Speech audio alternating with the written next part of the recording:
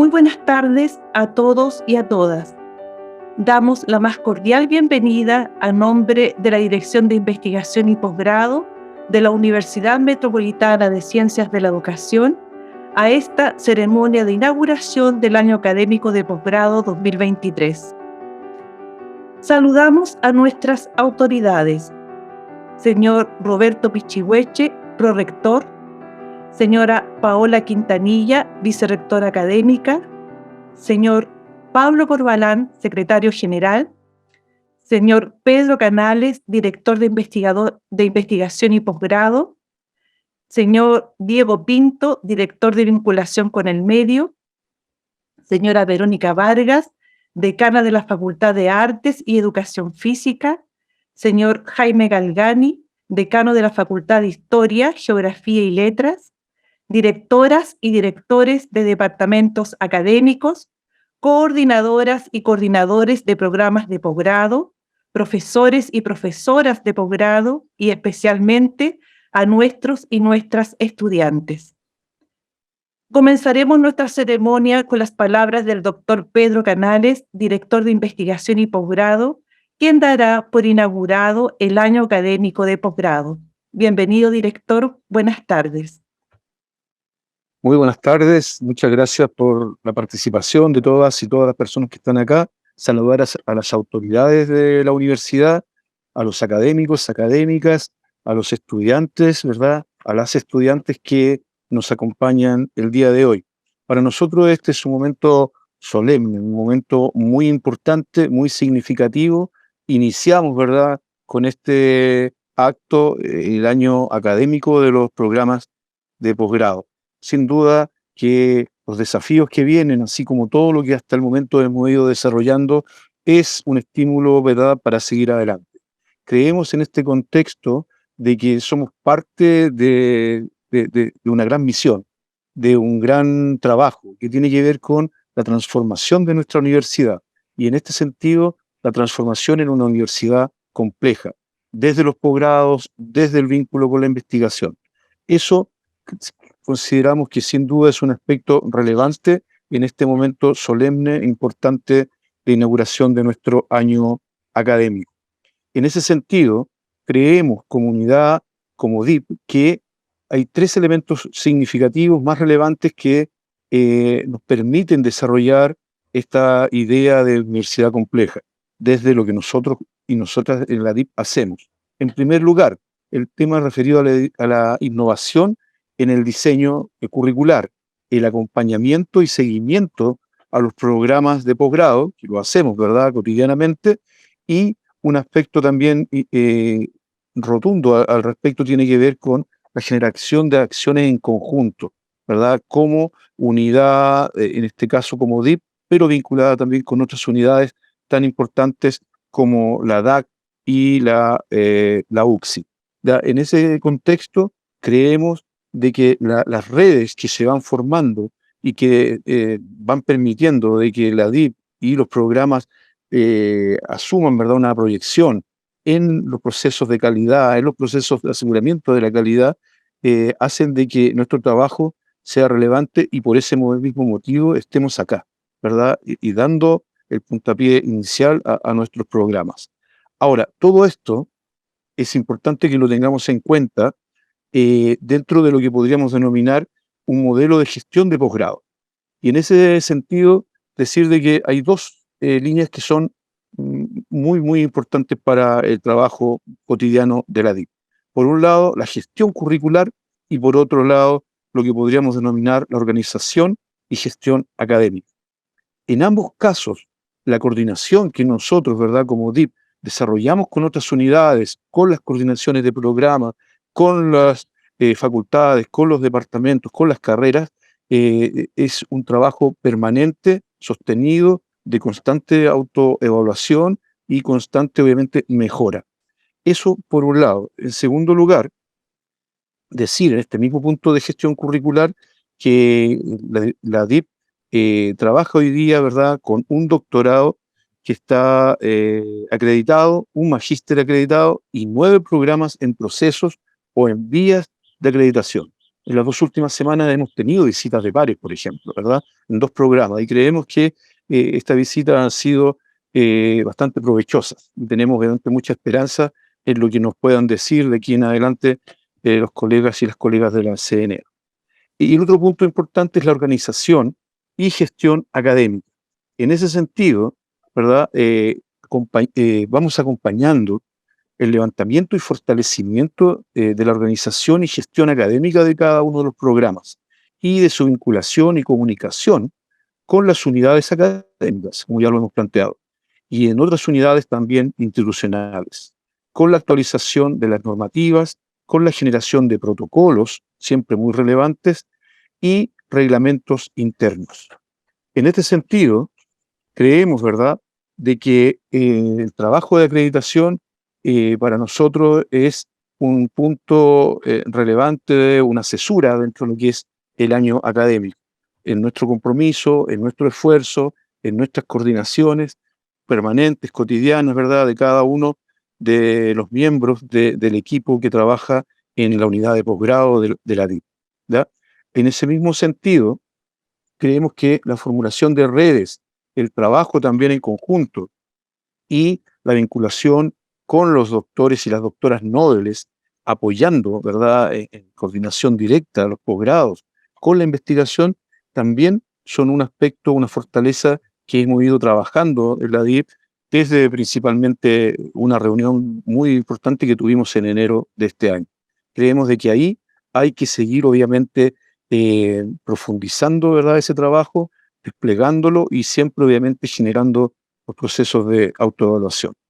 Eso en términos generales, con el fin de potenciar, ¿verdad?, los claustros académicos y los núcleos que cada uno de ellos va desarrollando y va activando, con la intención de, ya lo hemos planteado, de potenciar la investigación, de potenciar el desarrollo académico y el desarrollo profesional, principalmente de quienes trabajan y son los actores fundamentales de este proceso, que son los estudiantes y las estudiantes de nuestros programas. Todos ellos y todas ellas, digámoslo además, colegas, profesores en diferentes ámbitos, ¿verdad? En diferentes lugares, en diferentes colegios, liceos, escuelas. Sin duda que la centralidad de nuestro trabajo está ahí, en ellos y en ellas, en ustedes, ¿verdad? En muchos y muchas de las personas que están acá.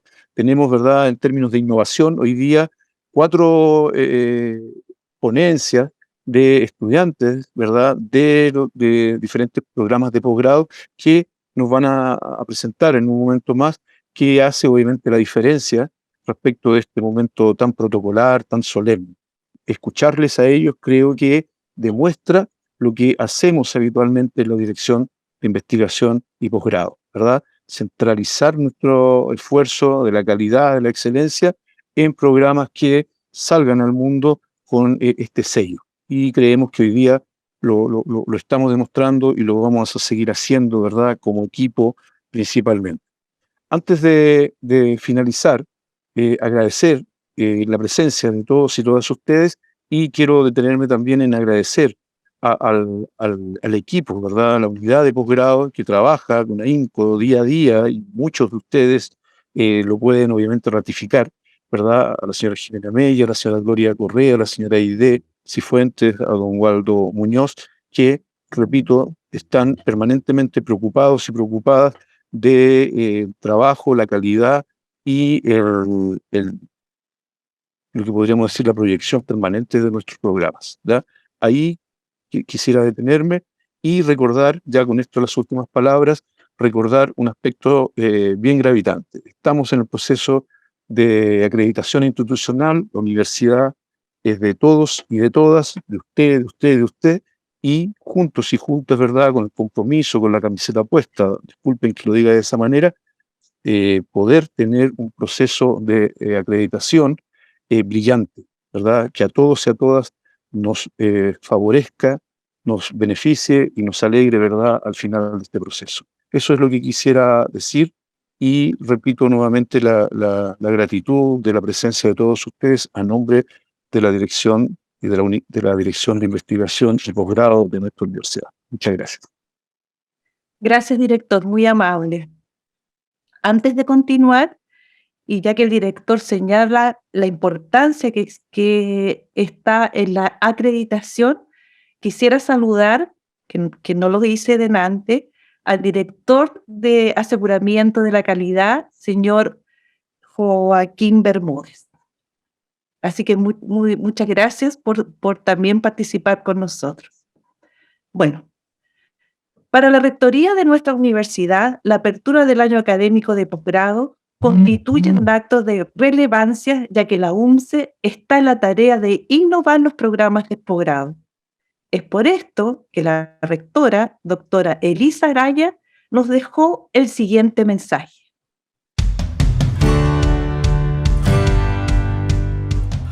Damos un especial saludo de bienvenida de inicio de este año académico 2023 a la comunidad académica de posgrado, pero también a sus estudiantes y particularmente a aquellos que inician el trabajo de posgrado con nosotros este año.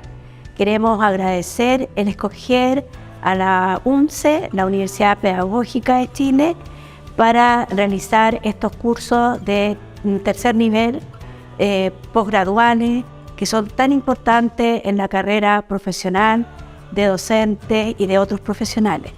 La oferta que tiene la UNCE en términos de magíster y doctorado es una oferta que está pensada desde un modelo educativo, sociocrítico, reflexivo, de mirar la práctica profesional, la práctica docente, la práctica académica, desde una perspectiva de la transformación social y de la justicia social.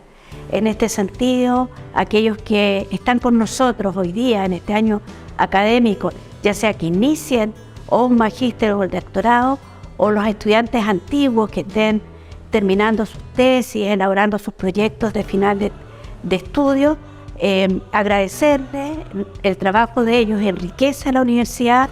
Nosotros esperamos que nuestros estudiantes de pregrado continúen también los posgrados, pero que también otros profesionales de otras casas de estudio y de otros campos ocupacionales vengan y escojan a la Universidad Pedagógica de Chile, a una universidad comprometida con la transformación y el cambio social.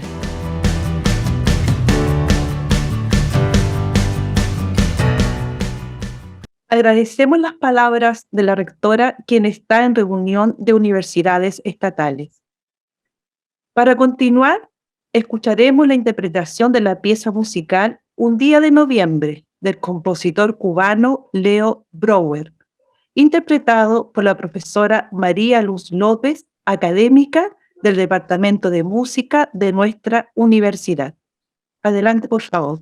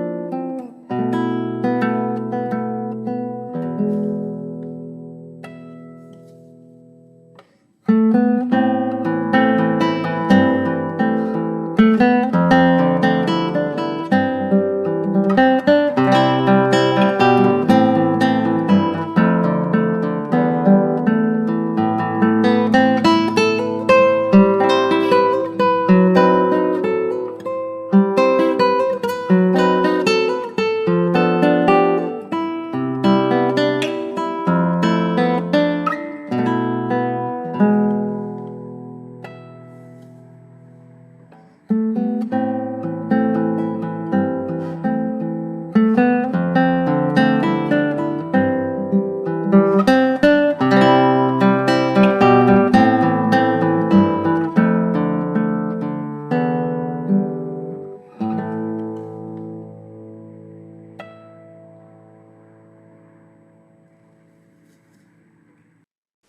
con la ceremonia y en el marco de apertura del año académico de posgrado, en esta oportunidad queremos destacar los esfuerzos de la institución por renovar y diseñar los programas de posgrado, proceso que comenzó en el año 2019 y que posteriormente, a partir de los años 2020 y 2021, continúa con la autoevaluación y presentación al proceso de acreditación CNA del Magíster en Didácticas Contemporáneas de las Artes Visuales y el Magíster en Educación con mención en Currículum, Evaluación o Gestión Educacional, cuyas primeras cohortes de ingreso están pronto a egresar.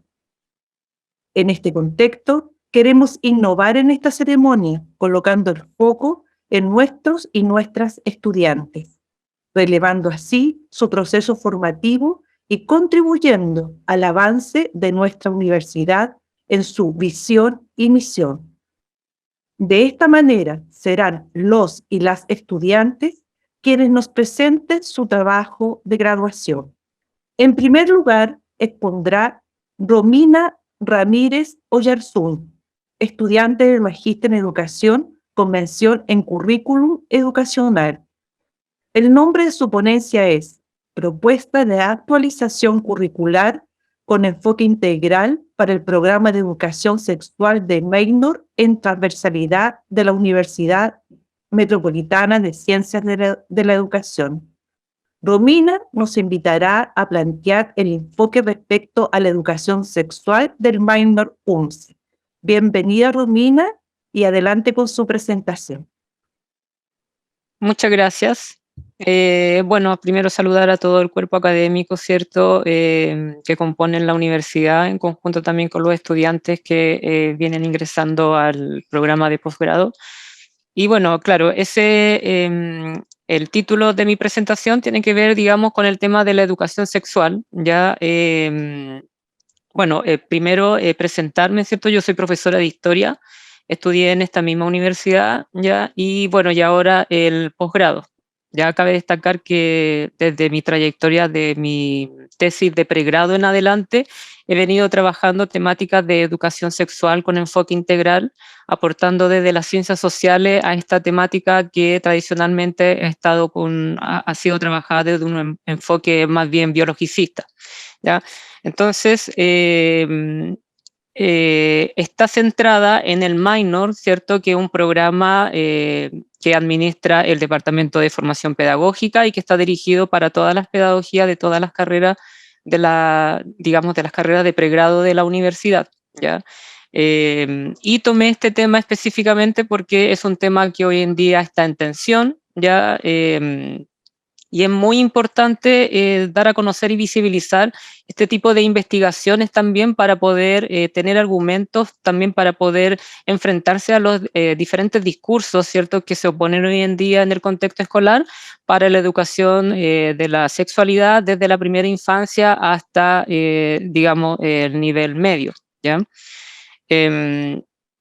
Bueno, uno de los quizás antecedentes más importantes tiene que ver con el diagnóstico, ¿ya? ¿Cuál es el diagnóstico hoy en día que tiene que ver con problemáticas relacionadas a sexualidad y género? ¿Cierto? Tiene que ver primero con el marco legal. Sabemos que hay una ley la ley 20.418 que obliga efectivamente a los establecimientos educacionales a impartir educación sexual, pero eso está subordinado al proyecto educativo de cada colegio, ¿ya? Por lo tanto, ahí es donde se diversifica el tema de la educación sexual y no logra, digamos, tener un enfoque integral, digamos, que alcance a todo el estudiantado, ¿ya?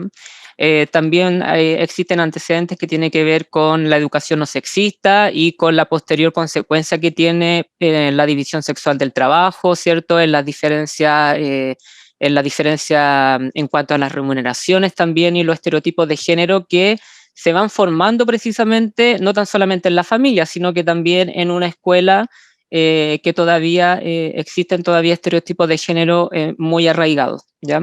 Están también las cifras entregadas respecto a temas de discriminación, ¿cierto? En torno a la diversidad sexogenérica en el contexto escolar y a la poca capacitación ya que tienen los profesores también para poder abordar estas temáticas en el contexto escolar en todos los niveles educativos. Ya también está el tema de la violencia sexual infantil, y los datos entregados también por el Observatorio de Abuso Sexual Infantil, ¿cierto? Que también están respaldados en el Ministerio Público, en Carabineros, en PDI, etcétera, ¿ya? También hay temáticas que tienen que ver con ITS y VIH-Sida. Sabemos que en las últimas cifras Chile, en relación a otras cifras de países de Latinoamérica, tiene el mayor porcentaje de personas digamos, con este virus, ¿cierto? Contagiada desde el año 2010 hasta el año 2019. Y también temáticas que tienen que ver con embarazo adolescente, que si bien se han mantenido en términos generales, ya se han mantenido las cifras y han descendido más bien en los estratos sociales con más altos ingresos, ya, pero en poblaciones con menos ingresos se sigue manteniendo igual la cifra. ¿Ya? También está el contexto, hay un derecho internacional que también avala la educación sexual desde la primera infancia, que están establecidas en las orientaciones educativas de la UNESCO principalmente, ¿ya? Y también en la Convención Internacional de los Derechos del Niño, ya que también promueve el tema de la autonomía y el interés superior del niño. ¿Ya? Por lo tanto, es importante también ver estas temáticas como un derecho. ¿Ya? También se sacó un diagnóstico local, ya que tiene que ver, en este caso, como la propuesta está dirigida para los profesores en formación de pregrado, ¿ya? Se hicieron en el diagnóstico local 3 entrevistas, ¿ya? A un director, ya a una orientadora y a una coordinadora de convivencia escolar de 3 establecimientos distintos, ¿ya? Y en donde los hallazgos hubo un reconocimiento de la existencia de problemáticas relacionadas a desigualdad, exclusión y vulneración de derechos de niños, niñas y adolescentes en el contexto escolar. Ya también se coincide en estas 3 entrevistas que existe la necesidad de comprender la sexualidad como un concepto que incorpora otras dimensiones más allá de la biológica, o sea, hay una necesidad de comprender la sexualidad como algo integral y no solamente como algo biológico, ¿ya? Y también hay un reconocimiento de la falta de preparación, ya que yo creo que esto es uno de los temas más importantes, de la falta de preparación de docentes en temáticas relacionadas a educación sexual integral. ¿Ya? Al mismo tiempo también se hicieron 38 encuestas a estudiantes del minor en transversalidad de educación sexual, ¿ya? Donde también dan a conocer esta percepción de haber recibido nula o escasa presencia de educación sexual en el contexto familiar y escolar, ¿ya? Y un poco más en el espacio universitario y otros espacios como las redes sociales, ¿ya? Y también la existencia de una mirada crítica de la educación sexual entregada principalmente por las campañas sobre el uso del condón. ¿Ya? También hay una mirada crítica ahí por parte de los propios profesores en formación, ¿ya? Por lo tanto, la problemática, la que se plantea en este caso el proyecto es que existe una problemática centrada en los docentes y en su formación inicial respecto a temáticas sobre educación sexual integral, ¿ya? Y las respectivas competencias para poder enfrentar el contexto escolar, ¿ya? Y desde ahí se definió el objetivo general, que es diseñar una propuesta de actualización curricular con enfoque integral para el programa de educación sexual del minor, que administra el Departamento de Formación Pedagógica, ¿cierto? Y la Oficina de Transversalidad de nuestra universidad, ¿ya? Y 3 objetivos específicos que están dirigidos a actualizar los núcleos temáticos, ¿cierto? Las estrategias metodológicas y, por supuesto, también los recursos bibliográficos, ¿ya? En cuanto al marco teórico, ¿cierto? Se trabajó el concepto de sexualidad, ya con algunos autores y también con algunas orientaciones de la Organización Mundial de la Salud, ya el concepto también de educación sexual integral, ya que aquí se sacó el referente principalmente de los programas o del enfoque que tiene, por ejemplo, Argentina y Uruguay, que están más adelantados en temáticas de género y sexualidad. ¿Ya? También el concepto de currículum por competencia, ¿ya? Habilidades para el siglo XXI también, ¿ya? Y una mirada crítica del currículum por competencia. ¿Ya? Este elemento es súper importante, se hizo a base del autor Abraham Aguienzo, Premio Nacional de Educación del año 2017, en donde tiene un artículo donde pone en tensión el currículum global con el currículum local. ¿Ya? Entonces, también se hace ahí, digamos, es importante ese punto, porque en el fondo, cuando uno hace un proyecto o una tesis, también es importante tener una mirada crítica del propio planteamiento que uno está haciendo, ¿cierto? Tener una mirada crítica de tus propias prácticas, ¿ya? También se ahondó, se profundizó en el programa del Minor de transversalidad, ¿ya? En cuanto a las diferentes orientaciones que entrega, ¿ya? Y también el tema de la innovación educativa y cuáles son las condiciones que debe efectivamente trabajar la institución para que se llegara a lograr a este concepto, digamos, para poder desarrollarlo en cualquier institución. ¿Ya? El plan de acción, o en el campo de acción en este caso, es la UNCE, ya por lo tanto se tomó como referente el Plan Estratégico de Desarrollo Institucional y sus ámbitos de desarrollo, ya el modelo educativo basado en competencias, ya, y las orientaciones también del programa Minor propio del programa, ¿cierto? Del Minor de transversalidad de la UNCE. ¿Ya? Y la formulación de actividades, como les decía, se centró en los núcleos temáticos, las estrategias y las referencias bibliográficas. ¿Ya? Aquí está un poco el tema de la propuesta, de cómo se realizó, ya en cuanto a los núcleos teóricos, ya. La idea es poder dar una introducción en cuanto a la AESI, cuáles son las problemáticas actuales y las tensiones actuales en torno a este tema, ¿ya? Hablar qué es lo que es el enfoque de género y cómo poder aplicarlo en el aula, ¿ya? La valoración también de la diversidad, ya todo tipo de diversidad, la interseccionalidad, entendiendo de que todas estas temáticas también están interseccionadas por otros tipos de desigualdades sociales, ¿cierto? Étnicas, a propósito del fenómeno de la migración en Chile, ¿ya? También está afectividad y comunicación, o sea, todo lo que tiene que ver con educación emocional hoy en día es súper necesario y también lo toma en la educación sexual integral. Entender de que esto también tiene una base y un respaldo en los derechos fundamentales del ser humano, específicamente los derechos sexuales y reproductivos. Y por último también el tema de salud sexual y bienestar, que es el módulo, digamos, más biológico y que se trabaja pero incorporando todos los otros módulos anteriores. Ya, por lo tanto, lo hace mucho más integral. ¿Ya? En cuanto a la estrategia metodológica, ya, bueno, todo lo que tiene que ver con el trabajo en equipo, ¿cierto? Que responden a las habilidades para el siglo XXI, también comunicación, colaboración, discusión y análisis de temas controversiales, ya, con esto se promueve el pensamiento crítico, ¿cierto? La innovación, etcétera. La elaboración y análisis de material digital, y eso es muy también importante, también es una habilidad transversal y que es importante poder trabajarla también en esta disciplina. Y las ponencias temáticas que también de alguna otra manera vienen como a integrar todas las habilidades desarrolladas anteriormente en esta estrategia metodológica, ¿ya?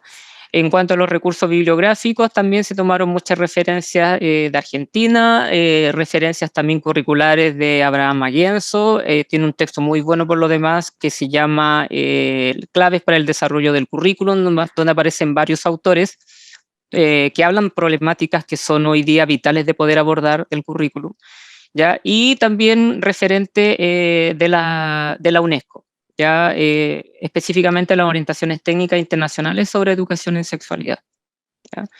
Es bibliografía complementaria, ¿cierto? Que tiene que ver con los recursos y con la documentación que entrega o que ha entregado el Mineduc, ¿cierto? Los organismos del Estado. También textos que tienen que ver con, digamos, qué es lo que opinan los adolescentes, cuáles son las preguntas efectivamente que tienen los adolescentes hoy en día en cuanto a temas de sexualidad. Ahí aparece también un texto que apareció el año 2016 cuando se produjo el tema del bus de la libertad, ¿cierto? Que causó mucha controversia. Y también otro texto que trabaja el enfoque de género, pero desde la masculinidad, ¿ya? Eso. Bueno, en cuanto a los recursos bibliográficos, estas son páginas más que nada que tienen que ver con participación online, ¿cierto? Con edición y elaboración de material digital, ¿cierto? Folleto, información que hoy día sabemos que también es muy importante. Este es el cronograma del programa, ya que se hizo ahí de manera detallada. Voy a ser bien breve, digamos, en honor al tiempo, ¿ya? Y por último, en cuanto a las conclusiones, ¿cierto? Aquí en el caso del objetivo específico, ¿cierto? Se logra cumplir ya el objetivo específico 1 en la medida que la organización de los nuevos ejes temáticos responden a las problemáticas actuales, ¿cierto?, del contexto escolar. Las estrategias metodológicas también se lograron cumplir en la medida que las estrategias responden a un currículum con enfoque en competencia, ya que promueve la propia universidad, y también que están respaldadas las habilidades para el siglo XXI, ¿ya? Y las referencias bibliográficas también que responden a lo anteriormente señalado, al objetivo 1 y 2, ¿ya? Por lo tanto, el objetivo general se alcanza a cumplir, ¿cierto? Respetando los requisitos generales estipulados en las orientaciones generales de postulación para el desarrollo de actividades curriculares del minor, ¿ya? Y instaurando al mismo tiempo una iniciativa de innovación educativa que pretende responder y transformar el contexto actual, ¿ya? En materia de educación en sexualidad y género, ¿ya? Esto es un gran desafío a mi percepción a nivel país, ¿ya? Por eso también la relevancia del tema, y es por eso también que lo escogí, ya desarrollando herramientas relevantes y actualizadas para los profesionales docentes en formación que deben enfrentarse a un contexto educativo complejo. Ya recordemos hoy día que están los actores de la familia, y hay un gran desafío también del trabajo con la familia en cuanto a estas temáticas, los directivos, con los colegas, etcétera, ¿ya? Y por último, bueno, en cuanto a las limitaciones y desafíos, están relacionados con la necesidad de mantener una mirada crítica a la estandarización de modelos e iniciativas curriculares externas. Ya Abraham Maguienzo habla de esa estandarización, o él le llama isoformismo curricular, ¿cierto? Que funcionan como componente colonizador de la cultura. Ya sabemos que el currículum es ideológico y por lo tanto sirve como componente colonizador, ya impidiendo el desarrollo del currículum local que obedezca a sus propias necesidades y aspiraciones. Ya por eso es importante mantener siempre una mirada crítica a nuestras propias prácticas pedagógicas, en el fondo, estar constantemente mirando el currículum, ya, y cuáles son las tensiones a las cuales nos emplaza a nosotros los profesionales docentes. ¿Ya? Y en cuanto a las proyecciones, si bien este es un proyecto de diseño, ¿ya?, y no de implementación, dicha condición no excluye la necesidad a una proyección en su implementación durante el año 2023. De hecho, yo ahora este año lo estoy empezando a implementar, ya en el programa del minor de transversalidad de educación sexual de la UNCE, ya manteniendo siempre vigente la reflexión crítica respecto a nuestras propias prácticas pedagógicas y a los elementos que condicionan la pasión educativa, ¿ya? Así que eso, muchas gracias, y bueno, esa ha sido mi presentación, espero que les haya gustado. Muchas gracias, Romina. Muy interesante el tema. A continuación, Alison Valenzuela Sepúlveda, estudiante del Magíster en Didácticas Contemporáneas de las Artes Visuales, nos presentará su ponencia Pedagogías de lo Sensible, prácticas performativas para una nueva concepción del espacio escolar. Se plantea en su investigación abordar la relación vertical docente-estudiante al interior de los espacios de salas de clases. Bienvenida, Alison, y adelante con su presentación. Muchas gracias. Bueno, un saludo a las autoridades de la universidad, a profesores y profesoras, a las y los estudiantes presentes. Les voy a contar un poquito de mi investigación. Bueno, esta surge desde un reconocimiento de una paradoja que se da en las salas de clases dentro del contexto educativo chileno, y es que en un espacio que debería fomentar el aprendizaje y la creatividad, un espacio que debería ser emancipador, ocurre todo lo contrario. Se ven manifiestas formas de dominación que actúan directamente sobre el cuerpo, la subjetividad y el comportamiento de las y los estudiantes, desactivando su potencia y las posibilidades de ejecutar acciones transformadoras. Bueno, dichas prácticas se materializan mediante diversos agentes que actúan como dispositivos de poder sobre las personas. Me realizo la siguiente pregunta como profesora. Actualmente yo trabajo como profesora en un colegio. La pregunta es la siguiente. ¿Cómo podemos impulsar nuevas formas de habitar el espacio de la sala de clases con el fin de interrumpir las lógicas que imponen los comportamientos derivados de la dominación? Bueno, busqué abordar esta interrogante por medio de una revisión de autoras y autores de distintas áreas de las ciencias sociales, tales como artistas, filósofas, pedagogas, antropólogas, entre otros, quienes pudieran dar un panorama amplio del despliegue de los dispositivos de control sobre el cuerpo en los últimos tiempos, y que me permitieran hacer una revisión de ellos en relación con el arte, bueno, por medio de la imagen y los imaginarios hegemónicos. Esta investigación se realiza desde una práctica como investigación, ¿ya? Repitiendo un poquito la palabra. Bueno, con ella no solo esperaba y espero contribuir a una educación emancipadora que involucre nuevas prácticas, sino también que propicie mejorar las condiciones de vida dentro del marco de la justicia social que promueve este programa de posgrado. Continuamos con la presentación. Bueno, para comenzar, Michel Foucault, en la última mitad del siglo XX, analiza los dispositivos de poder y revisa los conceptos de vigilancia y castigo y su relación con los cuerpos, y evidencia una conexión entre determinados espacios, por ejemplo, entre lo educativo y la prisión. En cuanto a esto, al interior de la sala de clases, reconozco que en el mobiliario escolar que el mobiliario escolar es un dispositivo de control que ejerce disciplinamiento sobre los y las estudiantes, sobre los docentes también, al perpetuar una relación vertical y la limitada movilidad del cuerpo. Bueno, la disciplina para Foucault, en tanto hablando de disciplinamiento, es una anatomía política del detalle, porque tiene el poder sobre asuntos puntuales como las operaciones del cuerpo, la dirección del comportamiento y el movimiento. Bueno, en tanto, para el mismo autor, la biopolítica es aquel poder ejercido sobre la sociedad, sobre los cuerpos, en una búsqueda de control de una eficiencia de estos, en todos los aspectos como salud, natalidad, longevidad, entre otros. Identifico que en la escuela se presenta como una institución donde se prioriza una relación vertical de poder-sumisión. Por medio de la disciplina se controla el tiempo, el espacio y el movimiento de ellos. María Caso reconoce en esta relación vertical una práctica antidemocrática, ya que no se adapta a las necesidades del siglo XXI, algo que en los años 70 en Latinoamérica Paulo Freire ya identificaba como una pedagogía autoritaria, aquella que en lugar de humanizar, deshumaniza, que no nos emancipa como sujetos, sino que nos enseña a obedecer. Mientras que, en palabras de Rancière, es una práctica de adiestramiento perfeccionado. En relación a esto, y como consecuencia, Jordi Planella identifica que hoy se imparten pedagogías anestesiadas, ¿ya?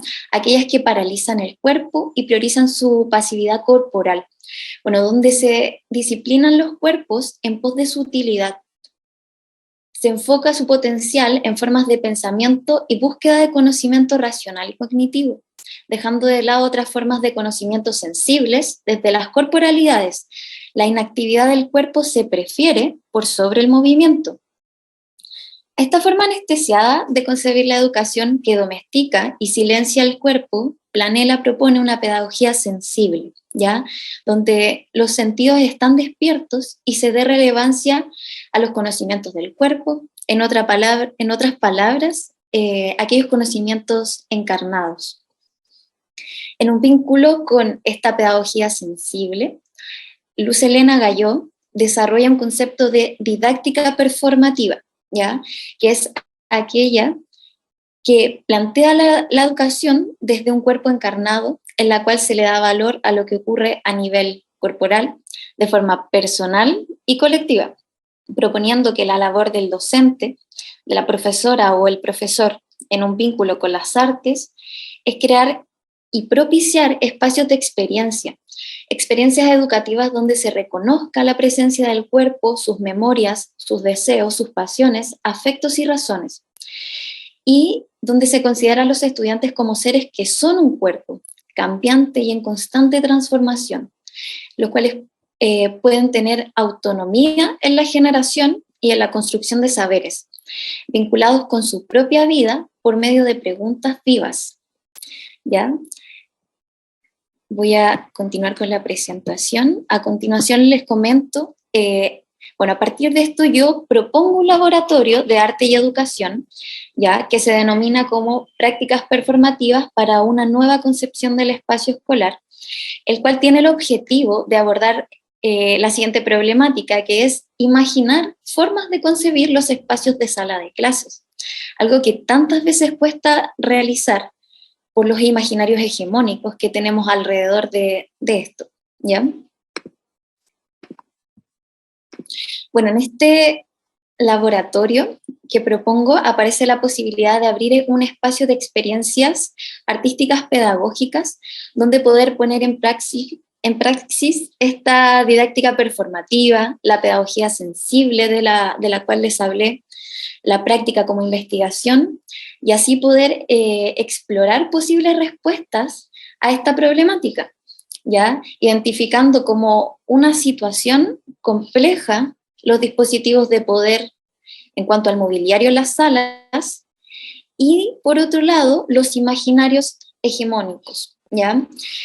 Este laboratorio fue un espacio donde se acudió a las memorias personales y colectivas de los participantes, en un vínculo con sus experiencias personales, de las vivencias dentro de la escuela, tanto como estudiantes o como docentes o futuros docentes. Ya este laboratorio se realizó con profesores en ejercicio y con estudiantes de pedagogía, ¿ya?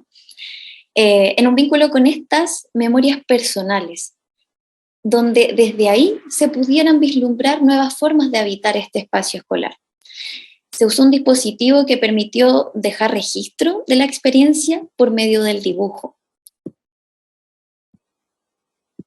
que es este que aparece acá. En este sentido, apoyarme en el concepto de laboratorio me permitió indagar de manera sistematizada aquellos problemas vinculados a acciones que involucren el cuerpo, y de esta manera poder recopilar información, ¿ya?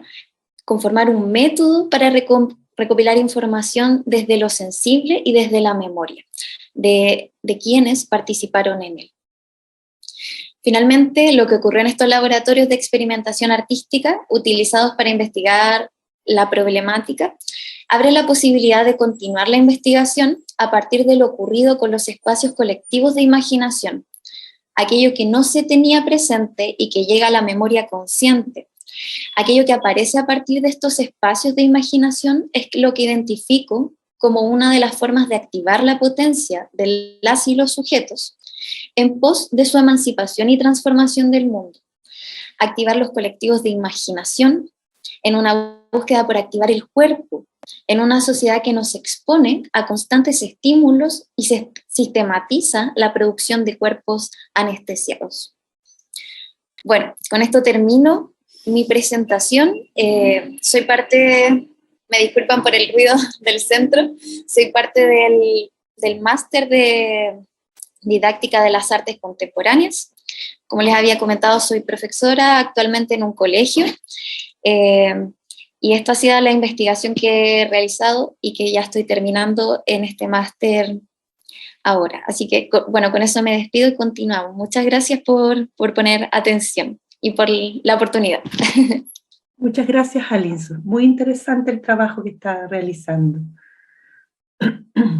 Siguiendo con el programa, Fabiola Duque Escobar, estudiante del Magíster en Educación con mención en Evaluación Educacional, nos presentará su trabajo Implementación de la Evaluación Formativa Participativa para el Aprendizaje, implicación de las familias en escuelas de párvulos de la Comuna de Santiago.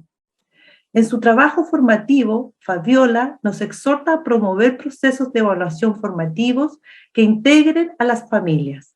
Adelante, Fabiola. Bienvenida. Primero contarles que yo también soy egresada de la UNCE. Yo estudié educación parvularia ahí hace algunos años atrás. Y bueno, el magíster en la UNCE me impulsó a desarrollarlo en evaluación formativa dado el contexto que mi unidad educativa donde yo trabajo como educadora de párvulo hace bastantes años, estaba presentando algunas debilidades en estas áreas. Contarles un poquito el contexto en el cual se inserta mi escuela para contextualizar mi proyecto de implementación. Este corresponde a una escuela de párvulo de carácter particular subvencionada, en la cual se trabaja con el primer y segundo nivel de transición solamente, que corresponde a prekinder y kinder. Y además que cuenta solamente con 4 cursos, por lo tanto trabajamos 4 educadoras de párvulo y estas se dividen en jornadas de mañana y de tarde, 2 cursos por la jornada de la mañana y 2 cursos por la jornada de la tarde.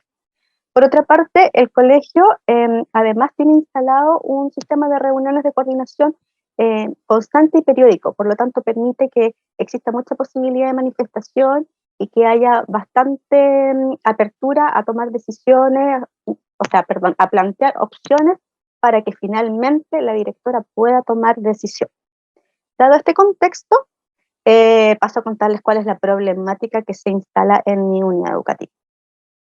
Como pueden ver, está centrada en los procesos evaluativos que están poco focalizados, poco formalizados, modelos tradicionalistas, jerarquizados, donde influyen 3 importantes agentes, que es el equipo directivo, las educadoras y las familias. El equipo directivo desde la perspectiva de su escasa orientación a la formalización de la gestión de evaluación del establecimiento y con una gestión centralizada de un reglamento evaluativo bastante incompleto y con normativas escasas.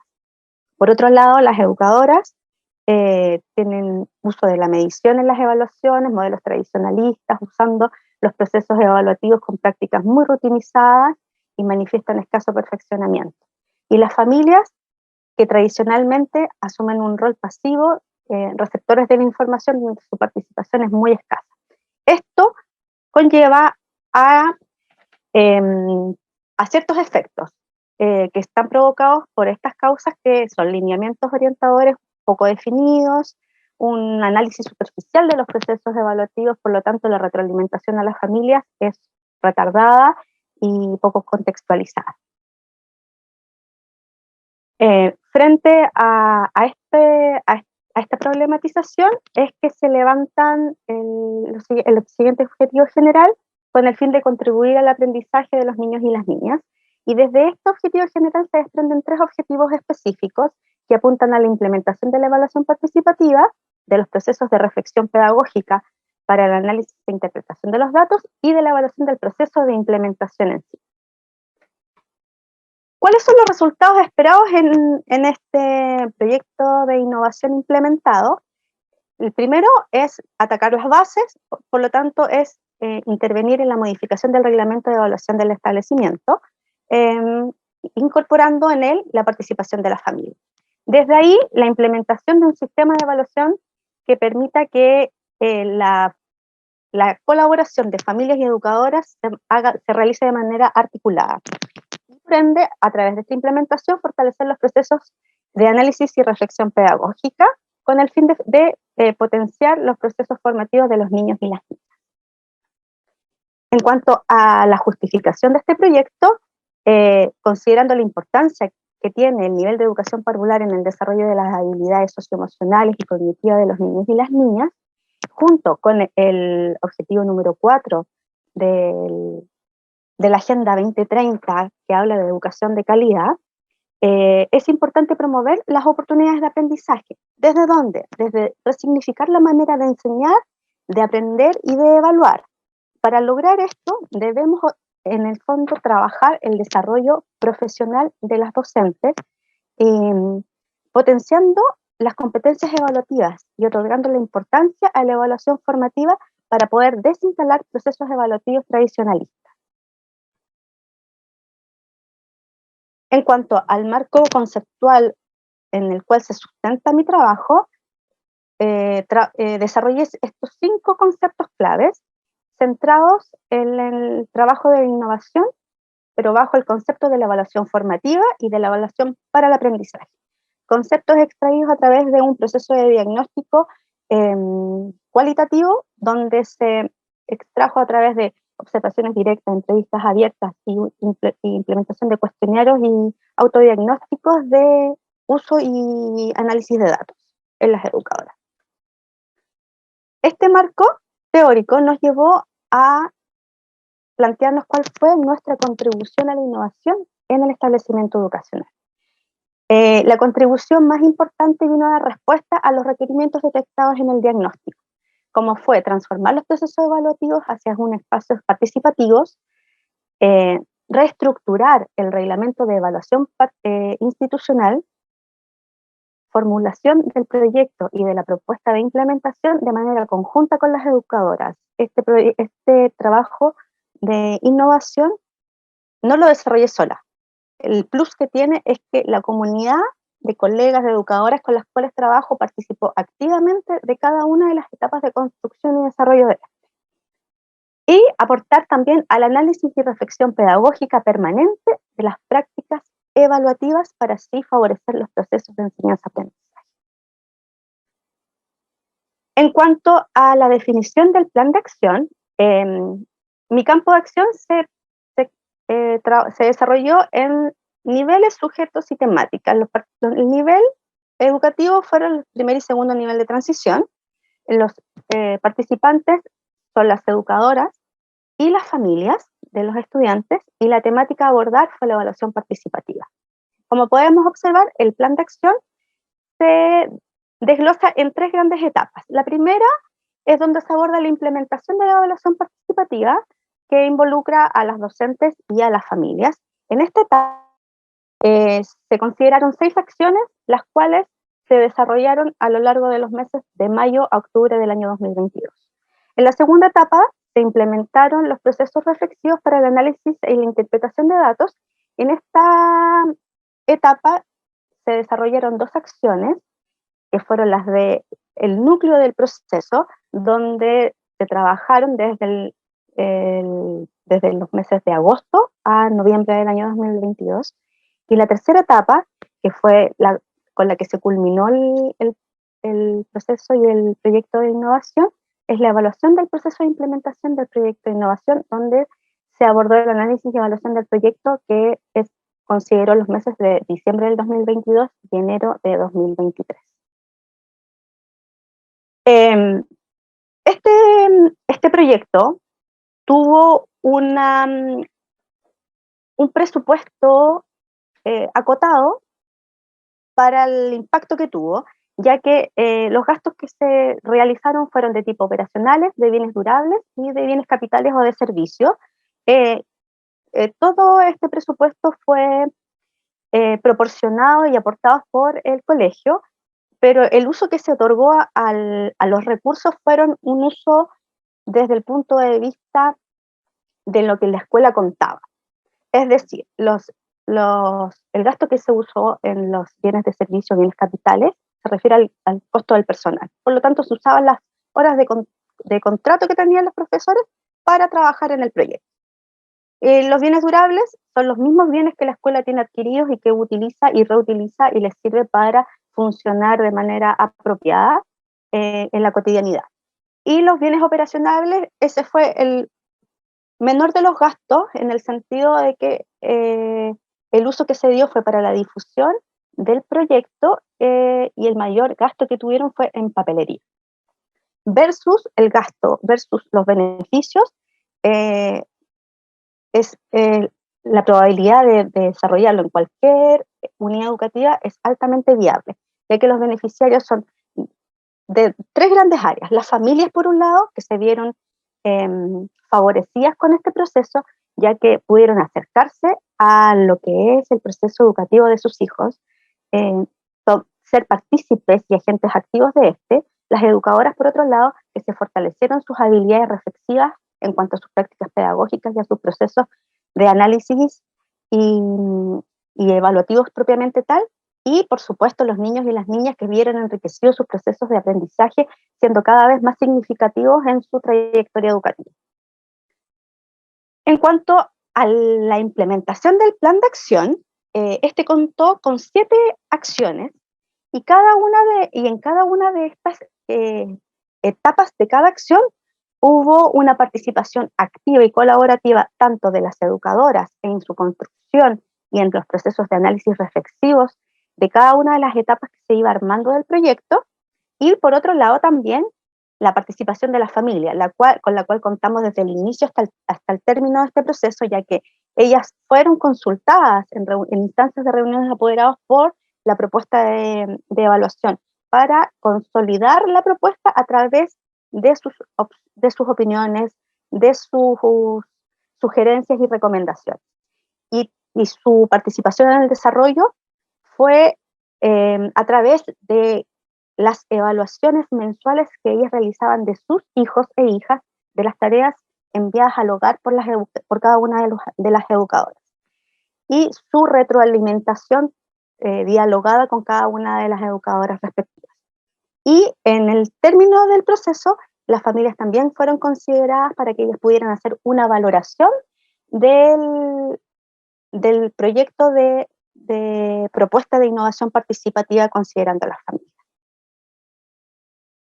En cuanto a la evaluación de los resultados, acá nosotros podemos encontrar una variedad de resultados esperados, todos muy positivos, ya que favorecieron la participación de las familias en el proceso.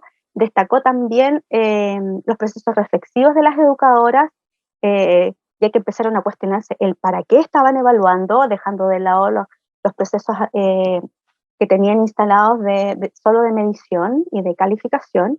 Se le dio importancia también a la reflexión sistemática y continua de cada una de las etapas, contribuyó a la retroalimentación del proceso de enseñanza-aprendizaje y el proceso de innovación también. Se le dio un mayor grado de responsabilidad a las familias al asumir ellas un rol activo y participativo en el proceso educativo de sus hijos, y además se les reconoció el aporte de las familias al proceso formativo de los niños y niñas, logrando que ellos pudiesen entender cuáles son los desafíos educativos que se les presentaban para esa etapa de desarrollo. Y además, aportar con una visión diversificada de la evaluación para el aprendizaje. En cuanto a la reflexión propia de este proceso del proyecto de innovación para dar cierre al magíster, yo me planteo desde la posición del autoanálisis y de la reflexión, de mis propias prácticas, de cómo mis prácticas tenían que haber sido subsanadas y mejoradas con anticipación, generando transformación en cómo desarrollaba mi práctica educativa, mejorando mis prácticas evaluativas y otorgándole un valor para implementar enfoques participativos abiertos, donde la concepción de la evaluación para el aprendizaje tiene que ser central y neutral para un aprendizaje significativo y de calidad para los niños y niñas. Y además la propuesta de evaluación mejoró las prácticas evaluativas y logró darme cuenta de la importancia que tiene la contribución de otros agentes a los distintos procesos que tiene la enseñanza, tanto el trabajo colaborativo como el aporte en la retroalimentación que generan los pares y las familias, fortaleciendo así las propias competencias evaluativas al reflexionar sobre las prácticas pedagógicas. Todo esto también me llevó al cuestionamiento de si esta transformación que yo quería promover en mi unidad educativa, en las prácticas evaluativas, iban a ser apoyadas entre mis colegas o si iba a encontrar resistencia. Afortunadamente, esta observación que yo había hecho de la realidad de la escuela no era aislada, ellas también la habían observado, y por eso el éxito de esta propuesta de innovación, porque se trabajó de manera conjunta bajo el mismo objetivo. Por lo tanto, es fundamental el autoanálisis para poder tomar decisiones oportunas en la mejora de los procesos y, por otro lado, lo que implicó un desafío tremendamente importante fue participar en la modificación del reglamento de evaluación institucional, ya que fue demasiado interesante y un aprendizaje relevante para mi formación como magíster en convención en evaluación. Si debo mencionar proyecciones y limitaciones, bueno, las limitaciones van a partir siempre desde la experiencia, considerando que los proyectos son siempre dinámicos. Van a ir cambiando participantes, van a ir apareciendo nuevas interrogantes, por lo tanto, al ser dinámico, se debe ir enriqueciendo constantemente y uno tiene que estar como responsable del proyecto atento a que estas limitaciones se puedan ir subsanando y reformulando oportunamente. Y en cuanto a las proyecciones, bueno, este proyecto tiene altas proyecciones, ya que se manifestaron abiertamente la solicitud de continuidad de este, ya que permitió enriquecer los procesos de reflexión pedagógica, potenciar la evaluación participativa, por lo tanto potenciar la incorporación de la familia al trabajo pedagógico y que las estrategias donde se aplicaron los instrumentos que fueron escalas de apreciación fueran facilitadoras para cada familia y pudieran orientar el aprendizaje de una manera más responsable y justa. Esa es mi presentación. Muchas gracias por eso. Muchas gracias, Fabiola. Muy buena su presentación.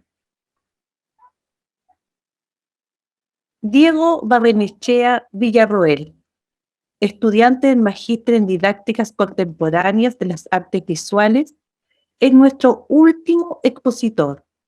En su trabajo, acompañamiento en proyectos de creación y mediación artística integral a través de procesos creativos resonantes, nos propone contribuir al autoconocimiento, la integración social y a la reducción de brechas de inequidad a través de la implementación de proyectos de creación artística.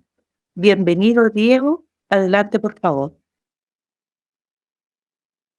Hola, muy buenas tardes a todos y a todas, a los directivos, profesores, compañeros, compañeras y los nuevos estudiantes de posgrado. Bueno, soy Diego Barrenechea, soy artista plástico y terapeuta integral en psicología humanista transpersonal. El año pasado estuve trabajando en un colegio justamente en el ramo de arte terapia y actualmente estoy dedicado a mi propio emprendimiento creativo, mi taller de arte y cerámica, el cual ya lo formalicé y ahí estoy con alumnos y todo el tema. Bien, como subtítulo puse experiencias artísticas significativas para la equidad, el autoconocimiento y la integración social. El objetivo general de este proyecto consistía en proponer y validar un dispositivo integral para el acompañamiento y el diseño y la implementación de proyectos artísticos resonantes que ayuden a contribuir a reducir las brechas de inequidad en la formación educativa y mediante experiencias significativas contribuyen al autoconocimiento y la integración social de sus participantes. Para ello establecí 3 objetivos específicos. El primero, identificar las distintas vertientes del arte terapia contemporáneo en función de crear una propuesta integrativa de estas distintas visiones. En segundo lugar, testear la propuesta en una instancia de laboratorio que aplicara estos principios. Y en tercer lugar, evaluar la experiencia de laboratorio que se realizó. Bueno, pasando al marco teórico, en primer lugar, yo tomé como eje articulador de las distintas disciplinas artísticas, la psicoterapia y la pedagogía, el concepto de mediación artística, porque en él confluyen distintas disciplinas justamente, y aparecen también nuevas disciplinas interseccionales, como lo es el arte terapia justamente, la educación artística, la educación social, y otras más como la artografía, que tiene que ver con la investigación artística, las neuroartes, en fin. El concepto de mediación artística, por tanto, nos sirve como un eje articulador de todas estas disciplinas, pues justamente tanto en el arte terapia como en la educación artística, el profesor, el acompañante, el terapeuta, opera como un mediador. Bien. Al respecto de arte terapia, justamente como menciono, el concepto de mediación se lleva a cabo mediante la obra plástica, es decir, al contrario de la psicoterapia convencional. En esta, los procesos de transferencia y contratransferencia, los procesos de simbolización, se condensan y son facilitados a través de la creación artística. ¿Ya? Los beneficios de arte terapia contemplan distintos niveles como el sensorio-motor, que tiene que ver con lo cognitivo, con lo motriz, el nivel expresivo, que ayuda mucho, por ejemplo, en la expresión no verbal, y finalmente en la dimensión simbólica, porque a través de la creación artística se simbolizan procesos que condensan una gran cantidad de experiencias sobre las personas que están ejerciendo la práctica. De todos modos, se concibe el arte terapia como un acompañamiento que puede ayudar tanto de forma preventiva, terapéutica y sobre todo estimulante para potenciar cualidades creativas, resolución de problemas, tratar distintos complejos. De todos modos, un aspecto importante a considerar es que de todos modos todos los beneficios de arte terapia se considera que ya están inscritos en la práctica artística. ¿Ya? En fin. En la parte de categorización yo logré identificar 4 distintas, por así decirlo, grandes vertientes de arte terapia contemporáneo. La primera en relación a los vínculos de arte terapia con las distintas escuelas psicológicas, donde vemos que cada escuela psicológica ha tomado el arte terapia y le ha puesto su apellido. Tenemos arte terapia freudiana, junguiana, etc. En un segundo lugar, a partir de los vínculos ecosociales del arte como una práctica filosófica, educativa o comunitaria, donde está el arte terapia antroposófica, por ejemplo, el arte terapia comunitaria, el arte terapia para la inclusión social, el desarrollo humano y la justicia social, las neuroartes.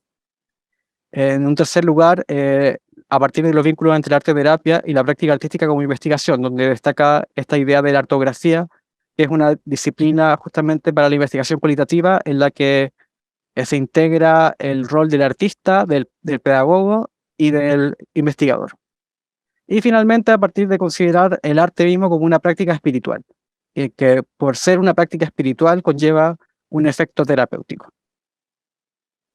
Esto lo vemos acá en este cuadro que plantea Viktor Frankl, donde establece un paralelismo entre los efectos de la psicoterapia y la religión, que por efecto logran una curación psíquica o salud del alma, en términos metafóricos, y que en el caso de, ya sea que lo consideremos como arte terapia o como arte, como práctica espiritual, desde la práctica artística integral y resonante, se establece una conexión que involucra una creación corporalmente comprometida, una expresión emocional, una sublimación pulsional, una inspiración espiritual, conlleva también una investigación y una indagación crítico-reflexiva, y por otro lado una mediación, una expansión intersubjetiva, es decir, la socialización del arte.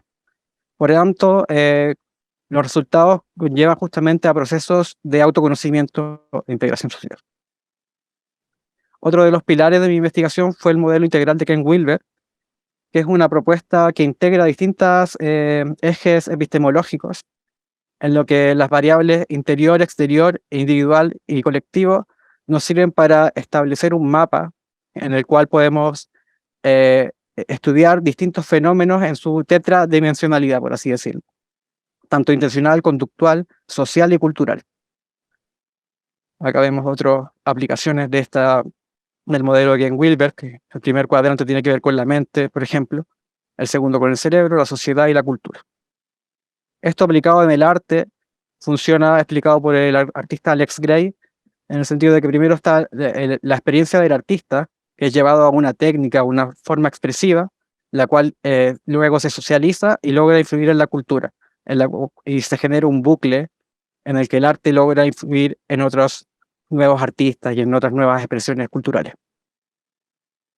Otro de los ejes es el concepto de resonancia del sociólogo Hartmut Rosa, quien establece que la resonancia es un estado de vínculo con el mundo, de vinculación con el mundo, en el cual aquello con lo que establecemos la resonancia nos responde. Entonces se genera una transformación tanto de nosotros mismos como de aquello con lo cual estamos interactuando. Y en oposición a la resonancia justamente está la alienación, que es una relación de no relaciones, cuando esto no ocurre. Y lo ejemplifica en el caso de la escuela o de las instancias educativas, cuando cuando operan como un espacio de alienación, es cuando no hay una conexión entre el docente, el material y el alumno. No fluye la clase, no llega, el alumno no está ni ahí, en fin. Cuando hay resonancia, en cambio, todo fluye fácilmente, la clase fluye de forma espontánea, el material llega, se genera una sinergia que contribuye a la formación y a la expresión. Bueno, la propuesta que yo generé establece 7 instancias metodológicas que pueden variar el orden según el contexto en el que se aplique esto. En primer lugar, la indagación contextual grupal o individual con el grupo con el que se va a trabajar. En un segundo lugar, el diseño de proyecto creativo resonante, donde se definen técnicas y temáticas. En un tercer lugar, el setting el número de sesiones que va a tener, se prepara el espacio, se induce, se prepara a los participantes. En un cuarto lugar, el trabajo práctico, es decir, el trabajo de taller laboratorio. En un quinto lugar, la reflexión experiencial, sexto lugar, la reflexión experiencial sobre la actividad realizada. Y por último, la mediación, curaduría, montaje positivo, circulación e integración final, el cual deriva también en una posible continuidad y replicabilidad del proyecto realizado. Esto pensando en que se pueda realizar esta propuesta metodológica en diversos contextos y multidisciplinarios especialmente. Bueno, el taller que yo realicé lo hicimos en el taller de cerámica del PEDA y acá en mi taller de cerámica. Se llamó En los zapatos del jarropato, laboratorio creativo de autorretratos simbólicos en vasijas escultóricas vía cerámica. Hicimos la convocatoria a toda la comunidad del PEDA y también lo abrimos a personas exteriores. Y se realizó esta idea justamente del desplazamiento de la pregunta: si tú fueras una vasija escultórica, ¿cómo sería? Y ahí surgieron entre los participantes que llegaron numerosas propuestas de desplazamiento simbólico, metafórico, analógico, mimético, hacia las creaciones que ellos realizaron. Es decir, hubo un proceso de introspección, de análisis de la propia vida, de la propia autoimagen. Los resultados del taller de los distintos participantes los voy a mostrar brevemente a continuación. Participaron 11 personas más yo. Voy a ir rápido. Los van a poder ver en la expo que estamos preparando con los compañeros y compañeras del Magíster. Pero están increíbles, las piezas quedaron muy buenas.